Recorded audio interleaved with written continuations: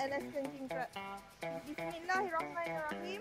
Hari ni kita turun lagi 18 kotak Alaskan king crab live fresh.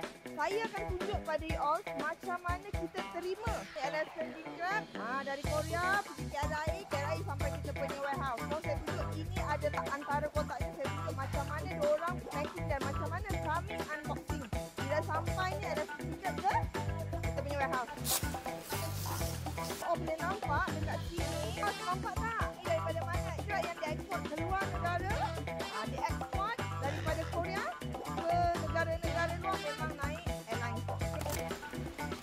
So, kenapa kena salut dat plastik hitam? Supaya dia punya kesejukan terperangkap dalam ni. Dia lebih sejuk lah. Pasal air sejuk memang hidup dalam air yang sejuk. Okay? Tapi dia tak ada air ni. Kita letak ice pack. Ni you all akan nampak macam tu. Ada ice pack yang paling penting, ice pack memang tahan. So, seandainya kami hantar kepada you all naik bas pun, kita akan letak ice pack, okay?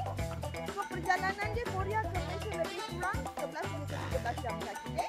So, boleh nampak. Inilah Alaskan king crab. Bismillah. Okay, you all nampak tak? Dia memang lemah. So, kita akan cepat-cepat masukkan dia ke dalam kolam. Okay, guys?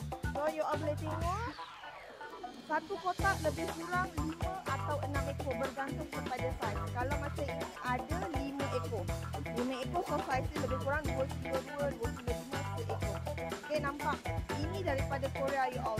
Saiznya besar-besar. Okay, warnanya warna kecoklatan bila dimasak akan jadi warna merah.